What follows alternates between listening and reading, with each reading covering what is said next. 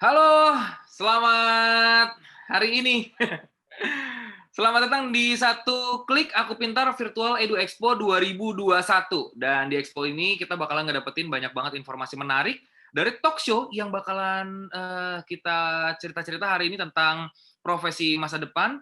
Terus juga ada informasi dan beragam aktivitas di booth dan juga di lounge. Untuk itu kami mengundang seluruh peserta talk show untuk mengunjungi booth dan juga lounge-nya. Buat adik-adik calon mahasiswa, kamu juga bisa mengunduh brosur atau video, bahkan bisa konsultasi juga dengan perwakilan universitas untuk ngedapetin informasi lebih lengkap. Nah, kan nanti bakalan ngobrol-ngobrol tuh, konsultasi di booth dan juga lounge untuk konsultasi sama perwakilan universitas, ya kan? Biar nggak salah jurusan nanti kuliahnya, jangan lupa tes minat dan tes bakat dulu. Bisa dilakukan di aplikasi Aku Pintar atau di website www.akupintar.id. Jadi minatnya dites, bakatnya dites. Nanti kan kita konsultasi di sama perwakilan universitas tuh. Jadi kuliahnya pas, sesuai minat, sesuai bakat, dan nggak salah jurusan gitu. Yang lebih seru lagi nih ya, seluruh aktivitas seperti hadir talk show, mengunjungi booth, unduh brosur atau download brosur, itu bisa mendapatkan poin. Dan 10 pengunjung dengan poin terbesar bisa mendapatkan kesempatan untuk dapetin hadiah total jutaan rupiah. Asik kan? Dapat ilmu, dapat informasi, dapat jutaan rupiah. Dan informasi lebih lengkap dan cara perolehan poin bisa dilihat di leaderboard yang terdapat di menu. Dan juga abis ini kan kita bakalan ada talk show nih ya. Di talk show-nya harus ikutin sampai habis. Karena nanti di akhir bakal ada pertanyaan. Kalau bisa jawab pertanyaan, 3 orang itu akan kita kasih hadiah e-money Rp50.000 gitu ya. Kita mulai talk show-nya gimana? Jadi kita bakalan mulai sesi talk show dengan topik kepoin profesi masa depan. Ada 2 narasumber hari ini. Yang pertama adalah ada Mas Nayoko Wicaksono sebagai co-founder dan juga managing director Algoritma. Halo Mas, apa kabar? Halo, selamat pagi. Baik nih. Baik-baik, apa kabarnya? Baik juga dong. Lagi di mana nih Mas? Saya lagi di Bangkok. Widih. Beda kasta memang ya. Lagi di kosan, lagi di Bangkok. Dan juga nanti kita bakalan ngobrol-ngobrol sama Mas Afif Bimantara. Beliau adalah UI UX Design Director, founder at Agentship Agency. Halo Mas Afif. Halo Mas Ilham. Halo, sehat Mas. Lagi di mana nih Mas? Alhamdulillah, saya sedang berada di Bantul, daerah istimewa Yogyakarta. Widih. Gimana Mas? Merapi aman? Kemarin kan katanya sempat agak gimana gitu. Merapi sejauh ini aman, belum ada hujan abu dan belum ada letusan. Alhamdulillah aman. Alhamdulillah, sehat-sehat terus ya Mas. Amin, amin, amin. Oke, teman-teman dan juga pengunjung, kita bakalan ngobrol-ngobrol dulu yang pertama sama Mas Nayoko. Kita bakalan ngobrol soal profesi di masa depan. Seperti yang tadi kita udah ketahui ya, Mas Nayoko adalah co-founder dan juga managing director dari Algoritma. Mas Nayoko sebenarnya kalau Iya. kita boleh tahu, Mas Nayoko menyebut profesi Mas Nayoko ini apa sih? Jadi, kalau saya bicara tentang profesi saya sendiri, of course, saya running sekolah untuk training data scientist ya, yang ujung-ujungnya kalau sebagai data scientist itu main responsibility-nya mencari insight, ya, mencari apa sih sebenarnya yang bisa di-generate melalui data, value apa yang bisa di-generate. Jadi, value itu kan seperti something yang berharga ya, sesuatu yang berharga yang bisa diambil dari data tersebut sehingga saya bisa mendapatkan suatu knowledge gitu, suatu informasi yang sebagai misalnya saya memiliki bisnis atau saya individu gitu ya, saya bisa mendapatkan insight-insight baru sehingga saya bisa membuat decision yang lebih baik lagi gitu. Jadi biasanya pertanyaan yang paling penting tuh sebagai data scientist adalah apakah kita membuat decision differently based on data. Itu yang sebenarnya paling penting ya sebagai data scientist in this case. Oke. Ya. Nah, Jadi nanti contoh-contohnya kalau misalnya mungkin kalau kurang jelas banyak yang masih bingung, ya kayak misalnya kita pergi ke Spotify gitu ya, punya Spotify, lagi nyari-nyari lagu gitu, terus ada rekomendasi nih di pas playlist-nya udah selesai. recommendation lagu-lagu tersebut tuh dibuat dengan machine learning, yang salah satu dari keahlian data scientist yang untuk membuat itu contohnya. Atau di Netflix kita lagi nonton, nggak bisa get off film-filmnya karena film-filmnya bagus-bagus semua yang direkomendasi. Nah itu tuh Benar. semua machine learning gara-gara dari keahlian dari data scientist ya kan yang mendesain itu. Atau contohnya sesimpel aja kita ngebuat visualisasi data dashboard gitu ya, yang kelihatannya keren banget bisa ngelihat, oke pesawat ini kapan nyampenya, ada di mana saat ini pesawat. Mungkin di sini ada yang udah tahu kayak flight tracker gitu ya. Terus Iya, dia bisa benar. memprediksi path pesawatnya itu kira-kira akan arahnya kemana nih dalam waktu 1 jam lagi. Nah itu semua menggunakan data visualisasi dan machine learning, memakai data-data yang misalnya data-data latitude sama longitude gitu ya, sama kecepatan data-data satelit dari pesawatnya, terus dia semua divisualisasi di suatu dashboard ya kan. Nah itu seperti contoh data visualisasi. Nah ini semua kan akhir-akhirnya kita ambil untuk menjadi suatu insight, suatu knowledge baru di sini untuk membuat suatu decision. Kalau misalnya saya flight control, misalnya flight control, saya lagi mau informasikan pilot-pilotnya, oke, sebaiknya menghadap ke berapa degree in this case supaya bisa lebih cepat nyampainya contohnya, ya kan? Atau avoiding plane crash misalnya, simple as that, right? Jadi semua ini terjadi melalui data-data yang di-collect. Oke. Kalau misalnya kita ngomongin tadi ya, Mas Meke bilang buat bisnis gitu-gitu kan, terus buat misalnya kita tadi contohnya adalah Netflix, Spotify, itu kan pasti dia akan merekomendasikan berdasarkan genre lagu atau genre film yang kita udah tonton kan. Tapi kalau misalnya buat Iya betul. Jadi kadang-kadang machine learning itu ada 2 tipe ya. Ada yang supervised, ada yang unsupervised. Jadi misalnya kita ngomongin tentang unsupervised, ini biasanya tuh lebih kayak ya we don't really know what's going on di black box-nya itu, tapi kita mencari pattern, mencari behavior di situ. Ya contohnya tuh kalau unsupervised kita nggak tahu tuh apa sih sebenarnya outcome-nya. Jadi contoh misalnya saya ke Facebook gitu ya, terus saya sebagai Facebook tuh pengen tahu orang ini tuh orang yang gampang marah, orang ini tuh Oke. orang yang biasa-biasa aja, orang yang gampang marah ya udah kita kasihin aja konten-konten yang bisa ngebuat orang tuh sharing news-news yang gampang marah gitu, di fake news segala gitu tuh biasanya di-sharing di situ kan. Yang orangnya pas gampang marah mereka tinggal share aja. Nah itu kan fake news gimana caranya bisa explode kan. Nah itu dia pakai unsupervised machine learning soalnya dia nggak tahu sebenarnya orang ini tuh tipenya tipe apa sih behavior-nya. Nah dia pengen pattern behavior-nya seperti apa tuh pakai unsupervised. Jadi contohnya lagi misalnya apa namanya kayak tadi nonton gitu ya. Itu kan pengen tahu sebenarnya behavior orang ini tuh sukanya nonton apa aja gitu. Karena dia juga nggak tahu dari behavior orang ini sebenarnya outcome-nya itu seperti apa. Nah kalau supervised machine learning itu tuh kita udah tahu tuh misalnya oh ternyata misalnya ini adalah spray, sorry nggak kelihatan ya, ini spray misalnya, spray Oke, untuk kelihatan. alkohol gitu. Kita udah tahu ini spray untuk alkohol, tapi mesin nggak tahu ini apaan gitu. Jadi Oke. kita training mesinnya supaya dia bisa identify ini tuh spray untuk alkohol misalnya. Oh, Ya, oke.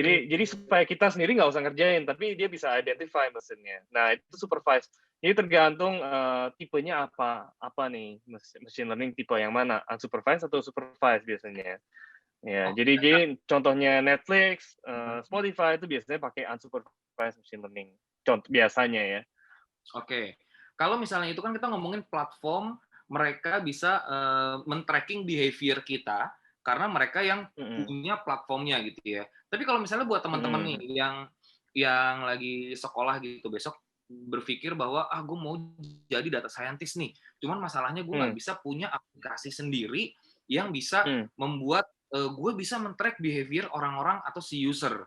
Kalau misalnya kita mau men-tracking data dari sosial media lah pada bisnis online, itu gimana, Mas?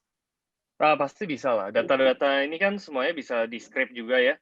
Bisa pakai scraper online gitu ya, bisa pakai bot gitu untuk nge-scrape data-data tersebut. Dan juga kadang-kadang lebih tergantung dari objektifnya apaan dulu nih. Apakah makanya kayak data scientist tuh mesti tahu pertanyaan apa yang dia harus buat. Itu yang step paling pertama sebagai data scientist. Sebenarnya dia ngebuat proyek ini tuh dengan ujung-ujungnya pertanyaannya apa yang dia mau solve dengan data, basically. Jadi kadang-kadang ada aja pertanyaan yang sangat Oh, simpel oke. kan, untuk data yang udah ada di publik gitu, misalnya data COVID gitu, udah banyak banget tuh di publik tuh, nggak perlu nyari-nyari lagi gitu, udah langsung bisa research lewat online misalnya, datanya udah available. Nah, tergantung mau objektifnya nyari apaan, sesuatu yang belum pernah di-solve, kalau sesuatu yang belum pernah di-solve ya mesti ada data collection misalnya, mesti nyari survei Hmm. lah, ini itu kan. Tapi mungkin aja ada yang problem statement atau ada suatu pertanyaan yang udah pernah dijawab sebelumnya.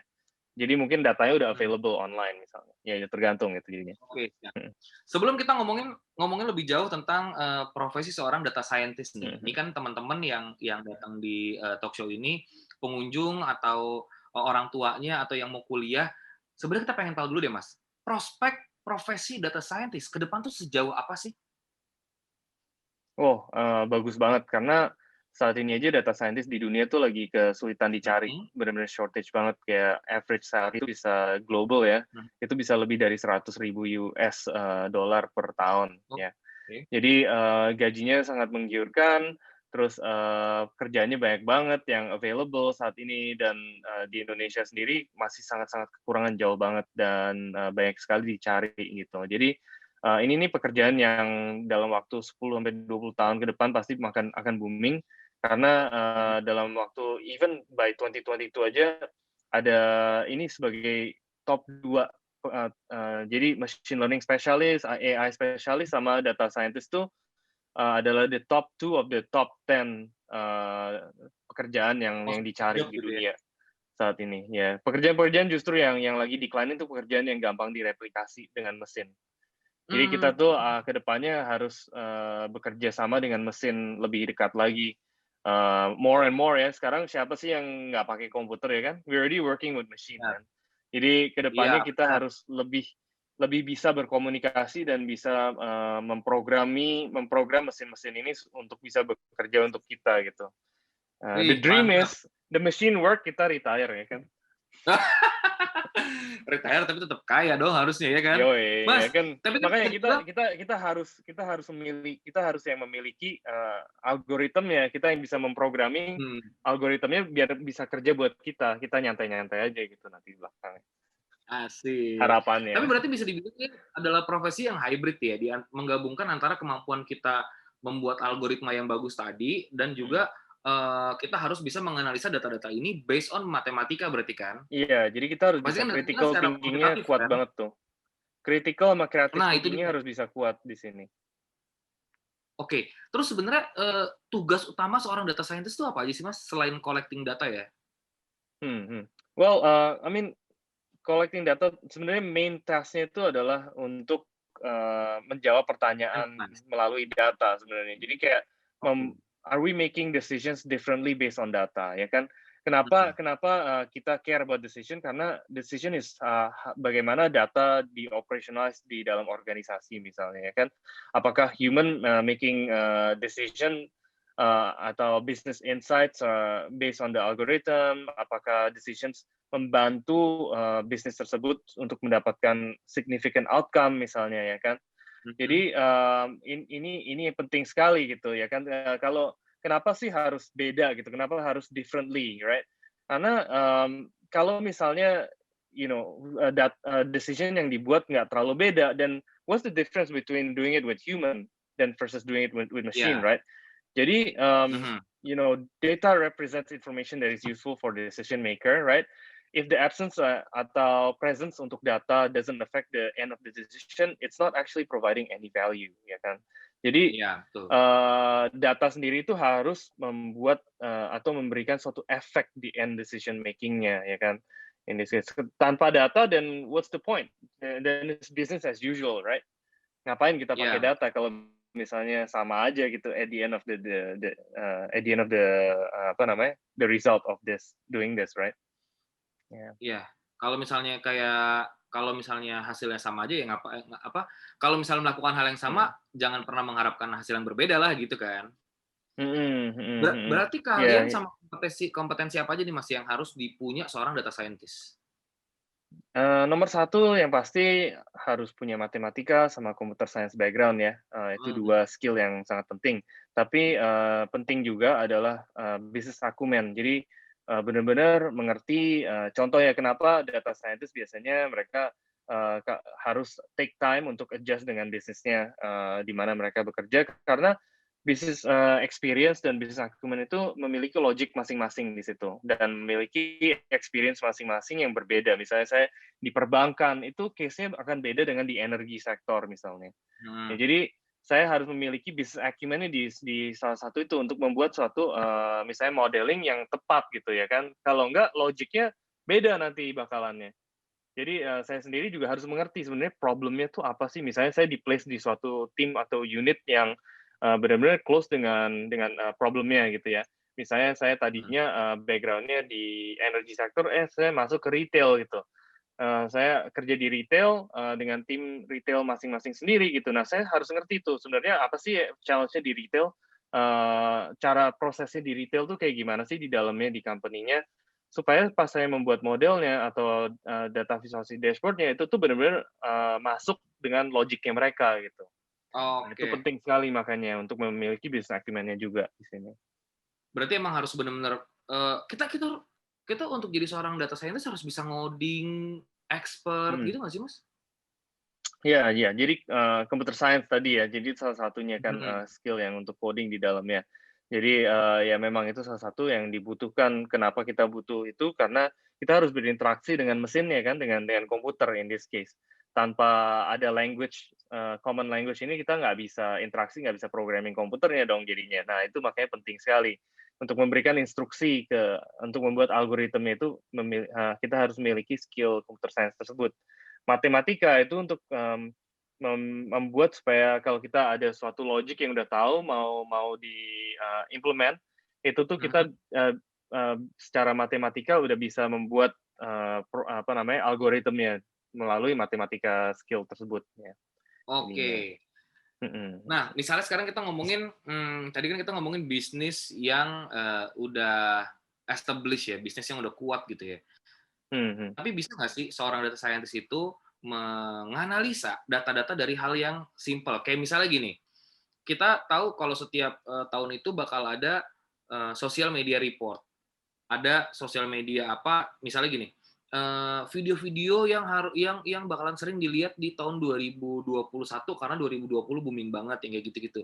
Terus kan Mmm, sekarang mhm. anak-anak lebih banyak pakai, sosial media kayak TikTok, Instagram gitu ya, Mmm, Mas. mhm Bisa mhm. nggak sih dari Iya. hal-hal kayak gitu gimana cara menganalisanya biar misalnya nih teman-teman ada yang pengen jadi konten kreator, dia bisa tahu, Mmm, "Oh, oke gue akan bikin video yang begini begini begini begini karena berdasarkan data yang kita collect nih ya, video ini bakalan mmm. booming," gitu. Iya, sebenarnya itu bisa banget. Jadi contohnya sekarang aja udah ada tool-nya banyak tuh di YouTube kalau sebagai influencer, tinggal buka Mhm. tool-nya di analytics-nya YouTube itu udah kelihatan kan, oke time spend-nya berapa lama di sini, terus, misalnya konten saya 10 menit gitu ya, apakah Mhm. ini, konten yang optimal gitu, berapa menit sebenarnya kayak, apa, viewer saya nonton biasanya, 7 menit, 8 menit biasanya, cut off-nya di sono, kalau gitu ngapain saya buat konten 10 menit biasanya ya kan contohnya. Mhm. Atau, kenapa sih, saya A/B testing cover cover image-nya misalnya, saya punya 2 versi, yang mana yang lebih baik di sini. Itu kan ngambil analytics-nya semua tuh, ngambil datanya. Oh ternyata cover yang ini yang lebih optimal. Ya udah ke depannya berarti saya mesti, lebih style-nya seperti ini gitu. Yang lebih bright color-nya biasanya, untuk nge-catch eye-nya orang gitu. Nah, terus Mhm. mungkin saya bisa lihat dari, kompetitor punya atau dari konten-kontennya yang lain-lain yang, mirip kayak saya punya gitu. "Oh, kok yang ini bisa sampai berapa juta viewer, saya bisa belajar apa dari sini?" Liatin dia punya statistik sama analytics juga kan, terus comparing sama Oke. saya punya. Nah, itu juga salah satu contoh-contoh yang bisa dipakai untuk, influencer, ya kan. Kadang-kadang juga, mungkin, kalau kita sebagai klien nih, lagi mau cari influencer gitu, terus, tahu-tahu datang, oke saya lagi nyari, untuk yang cewek, yang untuk female, yang supaya bisa ngejual barang-barang saya yang, targeted untuk female. Biasanya kalau, influencer yang kayak cantik-cantik gitu ya, mereka kira, "Oh, oh saya punya berapa juta follower nih, keren banget nih ya kan. I can guarantee saya bisa jualin buat kamu berapa banyak gitulah pokoknya dari sign up buat saya bayarin saya untuk bantuin untuk Promosikan lah marketing ya. kan. Tapi Mhm. ternyata yang kita lihat adalah kalau kita lihat closely, kebanyakan 80%, 70-80% tuh cowok-cowok semua yang following cewek ini, Nah, ya right? This female karena dia cantik gitu. It's not really Mas because of follow nggak? anything, it's just because they're pretty, right? Terus pas Iya. pas ngejual, makanya kayak kliennya jadi disappointed, kok yang beli cuma sedikit gitu. Soalnya mereka nggak analisa gitu, ternyata audiensnya Iya itu iya. kebanyakan cowok semua, kayak nggak ada yang beli barang-barang wanita jadinya ya kan. Cewek. Ya, jadi kadang-kadang ya kita juga benar-benar harus lebih data driven in this case, harus tahu gitu sebenarnya di belakang itu apa sih. Lebih we have makanya critical thinking tuh penting banget di sini. Untuk tahu lebih mendalam lagi, nggak cuma surface level anymore, right? Mhm. Going deeper into each one, questioning everything. Ya, biasanya Bener. itu adalah sesuatu yang penting diajarkan dari anak-anak sih ya. Kadang-kadang kalau kita grown up dan kita nggak used to question everything tuh yang biasanya akan sulit di sini. Berarti pertanyaannya adalah Mas Noyoko follow berapa cewek cantik di Instagram nih? Kalau saya sih cuma satu aja, istri saya doang. Safe Itu answer, dia. bro. Mas, bener bener bener. Coba bisa bikin second account kali Mas ya? Mas, Sekarang berarti udah kalau pada pengen tahu lagi, kamu buat second account itu the machine knows you already. Jadi dari cara kamu navigasi itu udah fingerprintnya sendiri.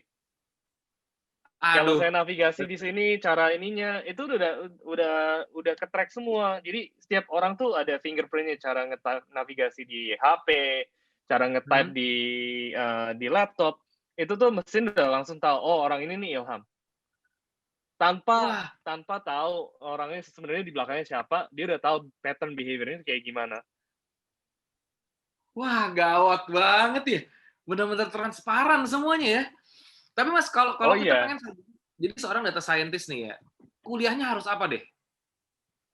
well, sebenarnya kalau bisa punya matematika itu atau bisnis ya sebenarnya anything sih, yang penting, you have to be tough gitu, bisa persisten ya, karena, learning language baru kayak learning R, Python itu tuh nggak gampang, Mhm, itu tuh kayak susah banget. Masuk ke sekolah kita, mereka harus belajar something new kan. Itu tuh mhm, kayak belajar language baru lah, misalnya, orang Jawa mesti belajar bahasa Sunda mhm, langsung gitu kan, terus mesti bisa mastering that in 3 months. mhm. Nah itu kan, language baru gitu kan ya, atau misalnya mesti belajar bahasa Chinese atau Inggris gitu langsung tanpa, you have to really learn it. Jadi, it's not about, learning R only atau Python only, itu tergantung dari kebutuhannya waktu saat itu. Apakah emang lagi butuh untuk dipakai Python atau dibutuh untuk pakai R gitu kan. Karena Oke masing-masing itu punya strength beda-beda sama kebutuhan beda-beda di sono. Nah, ya oke. harus belajar di situ, itu yang biasanya susah ya. Persisten biasanya harus harus bisa. Berarti sebenarnya any background bisa ya, yang penting, Mhm. tadi persistence ya.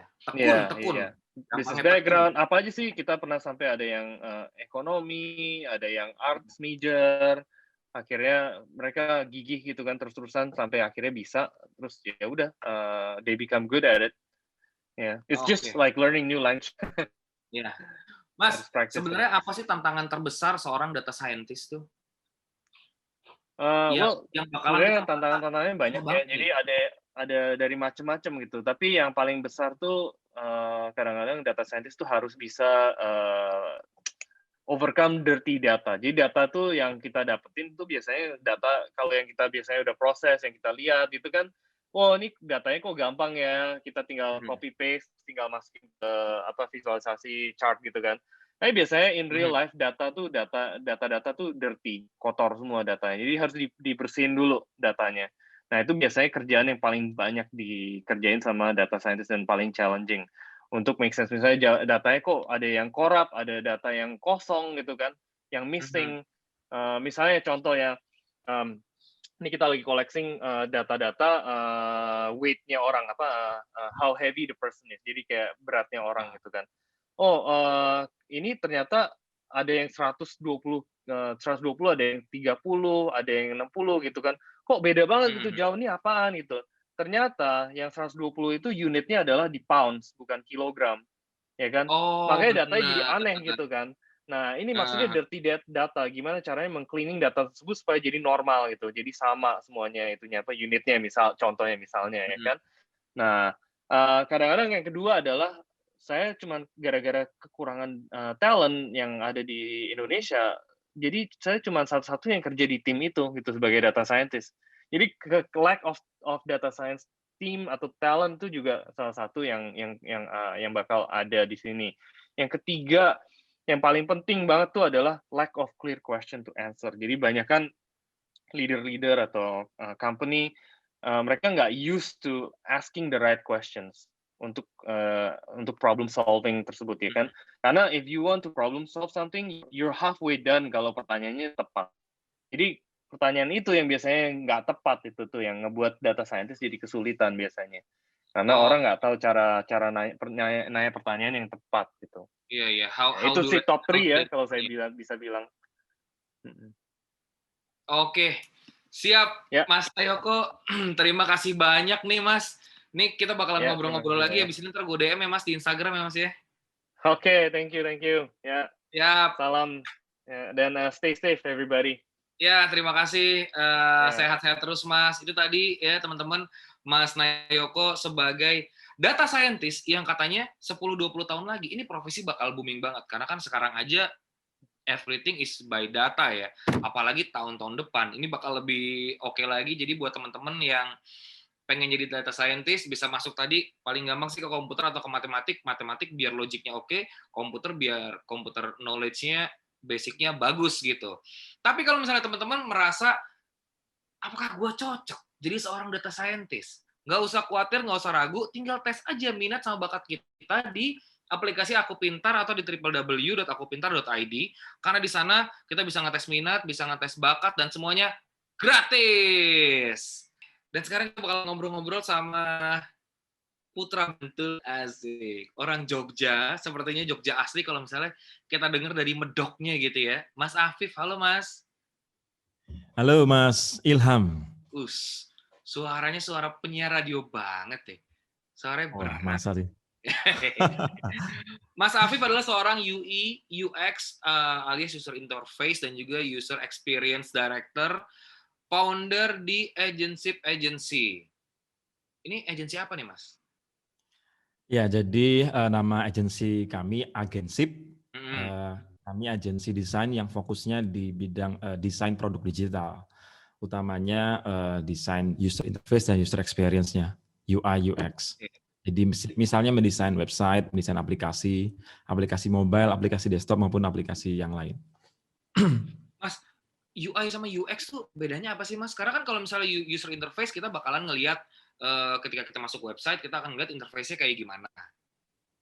Nah, user experience itu apa lagi tuh, Mas? Bedanya tuh apa tuh?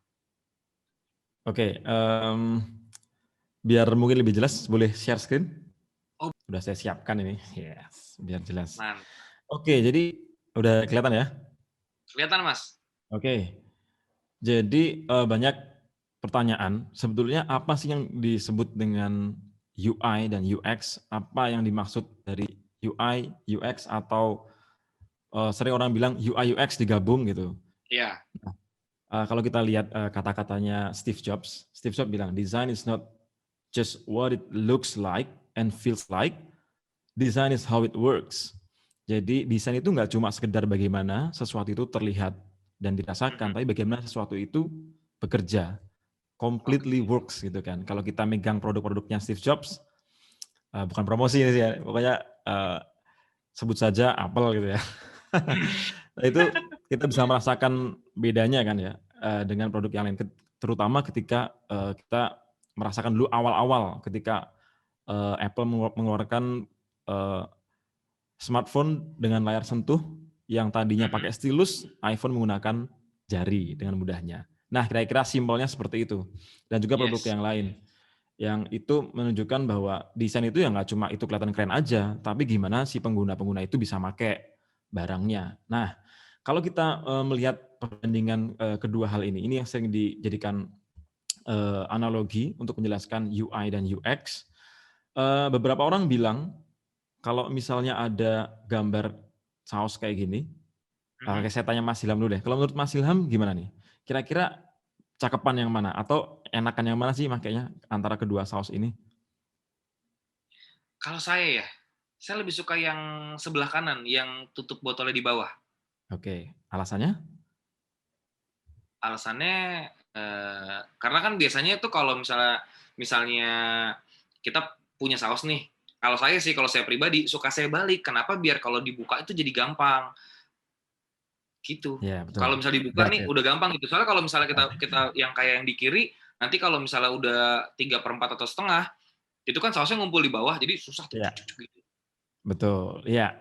Ini ada yang bilang kiri itu UI, kanan itu UX-nya. Ibaratnya gitu. Tapi kalau menurut saya yang lebih tepat bukan seperti itu. Yang lebih tepat adalah kedua produk ini memiliki UI dan UX sendiri-sendiri gitu. Yang kiri itu produk versi lamanya dari si Heinz ini, sebuah produsen saus ini kan, yang menggunakan cara lama, yaitu tutupnya ditaruh di atas, kontennya di bawah. Seiring perkembangannya waktu, seiring perkembangan feedback dari user, ternyata pengguna saus ini tuh merasa kesulitan kalau sausnya tinggal 1/4 atau tinggal setengah, karena harus dibalik dulu, harus dikocok-kocok dulu dan tidak langsung keluar. Maka dibuatlah desain berdasarkan feedback dari user tersebut, yaitu dibalik. Tutupnya yang di bawah, kontennya di atas. Begitu dibuka langsung keluar.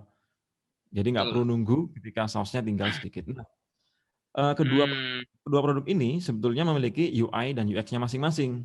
UI itu adalah bagaimana sebuah produk ini terlihat cantik, terlihat shape-nya, bodinya, sausnya itu kelihatan menarik gitu. Dan sedangkan UX adalah bagaimana cara si pengguna saus ini menggunakan sausnya. Seperti itu. Bisa jadi saus yang sebelah kiri UI-nya secara tampilan lebih menarik, lebih oke gitu kan. Tapi secara UX kurang. Nah, sedang yang kanan sebaliknya. Secara UI mungkin kelihatan agak aneh, tapi kok dipakai lebih enak. Tapi sebenarnya, sorry Mas, kalau dipotong nih ya. Oke. Wah, tadi mau nanya apa ya? Oke, tapi sebenarnya untuk sebuah misalnya website atau aplikasi gitu ya, berarti lebih mana nih yang bukan lebih penting ya, yang jadi prioritas untuk dikedepankan, apakah UI atau UX? Oke, kedua-duanya tentunya. Kedua-duanya untuk saat ini. Dua-duanya itu penting. Karena kalau UI-nya bagus tapi UX-nya jelek, percuma aja. Kelihatannya bagus doang di depan, tapi orang nggak bisa make. Gitu. Tapi kalau orang mudah makainya, terus tapi tampilannya jelek, males gitu ya. Kurang menarik, dia masih kurang menarik, tapi tetap masih pakai, bisa dipahami gitu. Oke, siap. Lanjut lagi sedikit nih tentang contoh real life example-nya seperti ini nih. Nah, ini ada sebuah analogi. Kalau misalnya ada orang yang setiap hari melewati jalan ini, ya kan? Ini ceritanya orang pulang dan berangkat kerja, pulang kerjanya dia lewat jalan ini. Nah, ini sudah didesainkan jalan seperti ini nih. Harusnya dia tuh kalau mau pulang ya lewat jalan yang udah dikonblok, udah dibikinin jalan yang benar. Tapi kenyataannya dia merasa jalan yang ini terlalu jauh untuk dilalui. Terlalu jauh dan dia akhirnya mengambil shortcut langsung memotong jalan karena lebih dekat. Nah, analogi seperti ini kita bisa ibaratkan adalah si orang ini tadi, si pekerja ini tadi, dia adalah usernya, penggunanya. Sedangkan tampilannya tadi, desainnya itu ini bisa kita bilang desainnya, lebih tepat desain, atau kalau di aplikasi ya user interface-nya. Sedangkan jalan setapak ini adalah user experience-nya. Nah, kira-kira seperti itu tuh. Definisi jadi bisa ya si user dia akan bisa menemukan shortcut-nya sendiri, tidak usah mengikuti desain atau gimana? Jadi itu yang dinamakan si experience dari user tadi itu, user experience. Jadi kalau kita lihat perkembangan aplikasi, kalau mungkin yang paling sering kita gunakan mungkin ya, yang sering kali kita gunakan bukan paling sering ya, seperti misalnya Gojek ya, kita lihat perkembangannya. Dulu banget Gojek kan nggak kayak sekarang ya. terus Ya. terjadi perubahan desain, terus sekarang yang terbaru perubahan lagi yang menunya lebih beda, lebih mungkin aksesibel. Nah, kira-kira seperti itu. Itu mengikuti perkembangan demand-nya si user, kebutuhannya user tuh kira-kira yang Oh, paling cepat itu seperti apa. Nanti pengaruhnya adalah ke proses bisnisnya. Ketika user semakin mudah menggunakan sebuah aplikasi atau website, maka bisnis berjalan semakin cepat, bisnis goals-nya tercapai, dan revenue-nya meningkat. Kira-kira seperti itu. oke. Siap.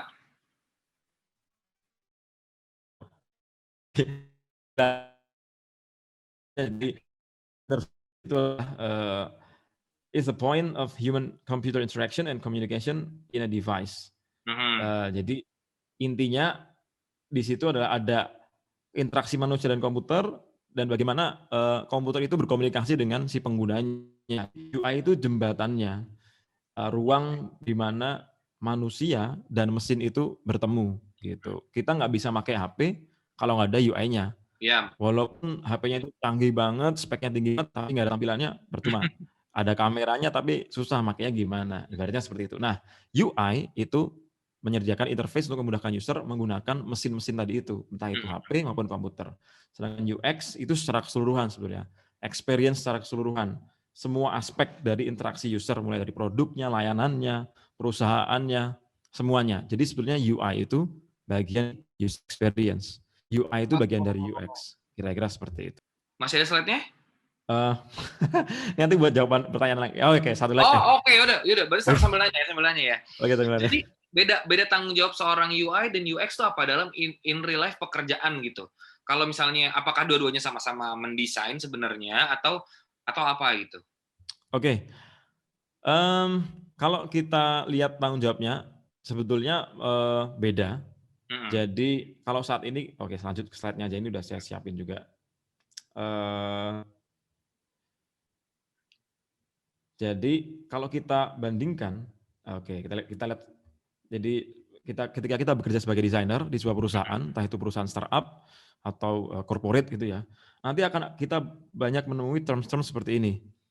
Ada yang dinamakan UI designer, UX designer, product designer, web designer, visual designer, graphic designer secara umum gitu kan. Nah, Beda-beda semua ya. Ya, role-nya itu bisa jadi ada yang sama, bisa jadi ada yang beda. Tergantung bagaimana perusahaan itu mendefinisikan. Tapi kalau secara umum, kalau kita pisah antara dua, antara UI designer dan UX designer, bedanya adalah kalau UX itu bekerja lebih dulu biasanya. Karena UX designer itu dia, sebentar. Oh, nggak ada di sini. UX designer itu dia, yang dilakukan adalah, ini, user research, dia melakukan analisis ke user, interview, habis itu membuat information architecture, habis itu bikin workflow-nya, menentukan interaksi, menentukan konten apa saja yang ada di situ, dan lain-lain. Setelah jadi ada user workflow, ada journey-nya, hasil analisis si UX designer tadi diterjemahkan menjadi desain interface oleh UI designer gitu. Jadi UI designer itu lebih ke bagaimana suatu timeline itu terlihat lebih cantik, tentang colors, typography, layout, visual look. Sedangkan UX designer bagaimana caranya memastikan aplikasi tersebut mudah digunakan dan message-nya sampai, goals-nya si users tadi bisa di solve sama aplikasi gitu kira-kira. Kira-kira seperti itu, Mas. Oh, jadi perbedaan itu ya. Si UX itu dia akan bikin flowchart-nya dulu, semuanya nih apa yang kira-kira dibutuhin sama customer, terus gimana biar mereka biar mudah, biar dipakainya enak, tapi tetap informatif dan juga useful. Nanti kalau barangnya udah jadi nih, dilempar ke UI designer untuk dibikinin biar si barang ini cantik gitu ya. Kira-kira seperti itu. Kalau satu analogi lagi, kalau kita lihat ke roller coaster, ya. Mungkin Mas Ilham juga pernah naik roller coaster ya. Bisa takut. Nah, kalau kita lihat roller coaster kan banyak banget bentuknya, macam-macam ya. Ada yang bentuknya mungkin meliuk-liuk, ada yang lurus-lurus aja, ada yang kurang menantang, ada yang serem, ada yang upside down-nya muter gitu kan. Nah, kalau kita berpikir tentang roller coaster, kita lihat visualnya si roller coaster itu kelihatan kerennya, railnya kelihatan wow gitu kan, menantang. Itu UI-nya lah ibaratnya. Iya. Itu desainnya, interface-nya. Nah, saat kita menaiki roller coaster tersebut dan kita merasakan sensasinya, adrenalin kita terpacu pada saat kita terjun ke bawah, nah di situ experience-nya. Nah, itu user experience. Oke. Kira-kira seperti itu. Oke, siap. Ngerti.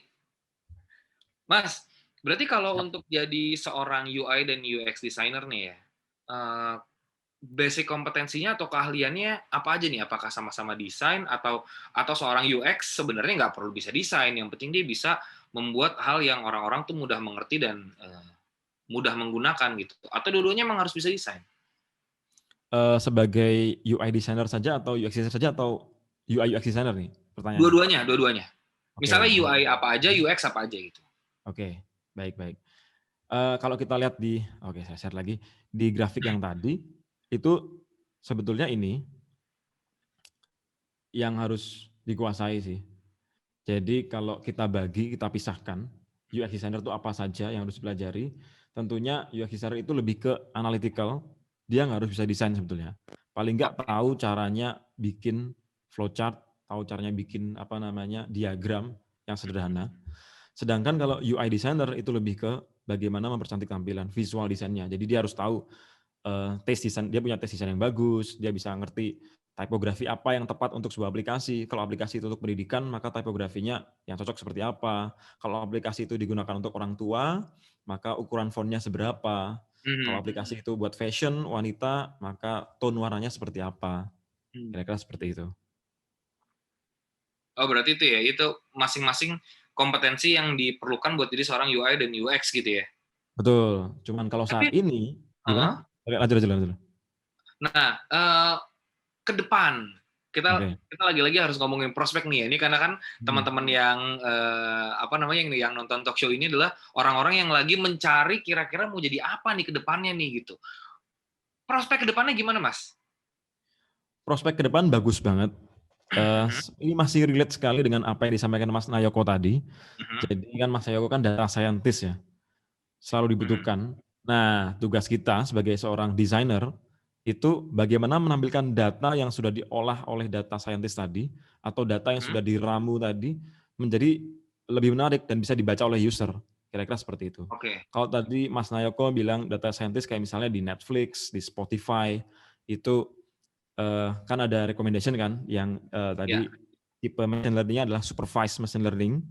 Jadi otomatis Mhm, gitu kan berdasarkan si behavior-nya si user. Kalau itu cuma ditampilkan dalam bentuk data, misalnya gambar, teks, tentunya nggak menarik.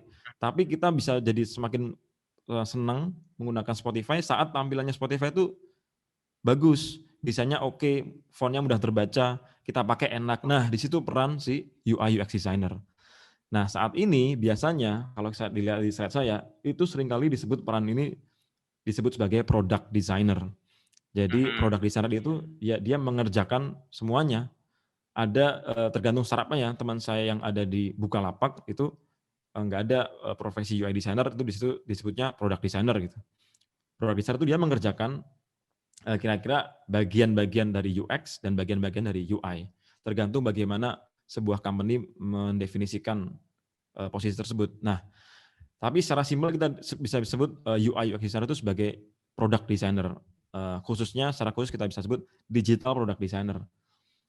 Jadi Oke. tentang bagaimana si user itu bisa mengcover semuanya.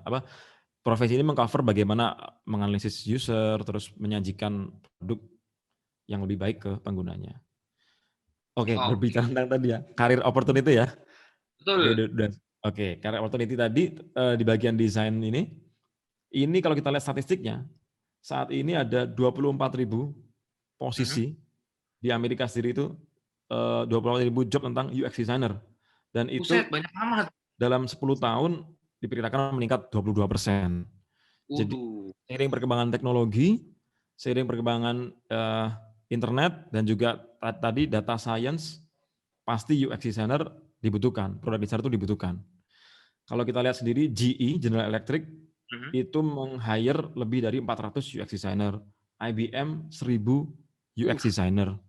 Kira-kira seperti itu. Karena memang kalau sebuah perusahaan produk itu tidak beradaptasi, tidak user centric gitu kan, bisa jadi Mhm. ditinggalkan. Karena Betul. banyak kompetitor baru yang lebih user-centric, yang lebih memahami kebutuhan user. Nah, kalau kita lihat lagi datanya, ini hasil survei dari Dribble, Global Design Survey.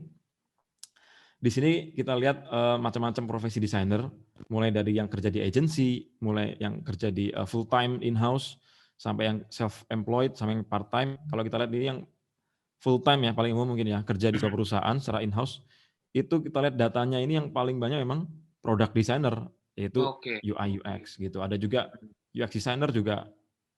Pokoknya kaitannya tentang UI UX masih paling banyak untuk di Paling in-house. tinggi ya.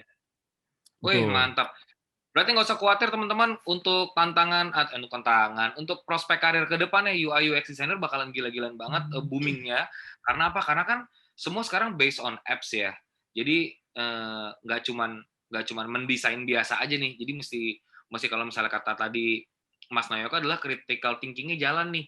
Terus harus benar-benar experience-nya menyenangkan banget untuk si user gitu. Mas, tapi tantangan terbesar seorang UI UX designer ini apa sih? Oke. Tantangan besar sudah saya siapkan juga. Wah, udah Tantangan catat semua nih, keren. terbesar ya, karena di brief biar lebih matang persiapannya. Jadi sebetulnya tantangannya simpel aja sih.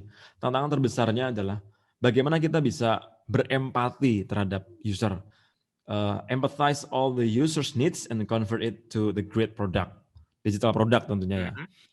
Jadi seorang product designer atau UI UX designer itu diwajibkan untuk bisa berempati, tidak sekedar bersimpati kepada user. Oke, simpati aku turut prihatin untuk turut cuma simpati aja kan. Tapi berempati itu bagaimana benar-benar memahami kebutuhan user itu apa, lalu menjawab kebutuhan user dengan desain aplikasi. Nah, kalau kita lihat konsep intinya adalah seperti ini. Maka untuk mengambil data tadi berempati, kita tahu keinginan user, lalu kita terjemahkan itu jadi sebuah aplikasi, tentunya kita butuh kolaborasi kan dengan developer, dengan quality assurance, dengan product manager dan lain-lain. Nah, menurut Mas Budi Tanrim, ini salah satu desainer terkenal di Indonesia, kira-kira fokusnya 3 ini. Tantangannya adalah bagaimana tentang problem solving, interaction, dan visual design. Pertama, how can I solve problem that is given to me. Setelah kita tahu problemnya, kita lanjut ke how can I turn that into an intuitive interaction. Interaksinya seperti apa. Lalu terakhir, how can I communicate my decision. Kita udah tahu nih problemnya apa, kita udah tahu solusinya gimana, lalu kita komunikasikan solusi tersebut ke developer, ke data scientist, ke product manager, kayak gini loh solusinya. Kira-kira bisa nggak diimplement di aplikasi secara teknis gimana, secara teknis programming, coding bisa apa enggak, kira-kira seperti itu. Oke, jadi emang apapun profesinya sebenarnya ujung-ujungnya tujuannya adalah buat jadi problem solver ya, Mas ya? Betul. Iya. Oke, Mas Afif, waktu kita udah habis nih ternyata. Siap. Nanti di DM di Instagram ya, kita juga harus ngobrol-ngobrol banyak juga nih. Kayak seru banget nih obrolan kita hari ini. Jadi buat teman-teman yang merasa gue kayaknya cocok jadi desainer nih, jangan lupa tes aja dulu minat sama bakatnya di akupintar.id ya, www.akupintar.id, atau di aplikasi Aku Pintar, bisa tes bakat, bisa tes minat, semuanya gratis ya. Mas Afif, makasih banyak Mas. Nanti kita ngobrol-ngobrol lagi Mas. Ya, Sehat-sehat sama-sama. terus, stay Terima safe. kasih. Ya. Ya, dan juga buat teman-teman nih ya, semuanya. kita mengundang seluruh peserta talk show buat mengunjungi booth dan juga lounge. Buat adik-adik juga bisa nih berkonsultasi langsung sama universitas yang dituju, terus juga bisa download brosur, bisa download video, pokoknya lengkap sekali. Yang lebih seru lagi nih, aktivitas seperti menghadiri talk show, terus mengunjungi booth atau mendownload brosur di booth akan mendapatkan poin. Nah, 10 pengunjung dengan poin terbesar akan mendapatkan kesempatan untuk mendapat hadiah total jutaan rupiah.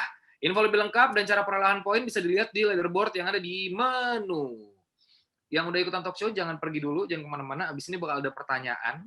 3 orang yang beruntung bisa mendapatkan hadiah e-money 50.000. Sekali lagi, terima kasih buat narasumber kita, Mas Nayoko dan juga Mas Afif. Sampai ketemu di talk show abis ini. Oke? Jangan kemana-mana. Selamat mengunjungi booth-booth yang ada di acara hari ini.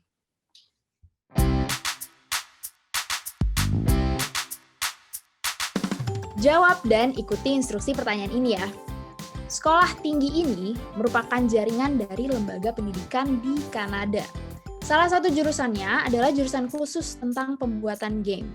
Kunjungi booth-nya, foto brosur tentang jurusan tersebut, dan post di Instagram Anda atau Instagram Sobat. Jangan lupa juga untuk tag di Instagram @akupintar.id dan Instagram dari sekolah tinggi tersebut. 3 penjawab pertama yang benar akan dihubungi via DM tanggal 9 Februari 2021 dan mendapat masing-masing Rp50.000. Kami tunggu ya jawabannya. Jangan lupa juga untuk mengunjungi booth universitas favoritmu atau lounge untuk dengar musik asik dari Prambors dan ikuti kuis berhadiah e-money tiap jamnya. Kuis akan diinfokan melalui notifikasi di kanan bawah layar Anda.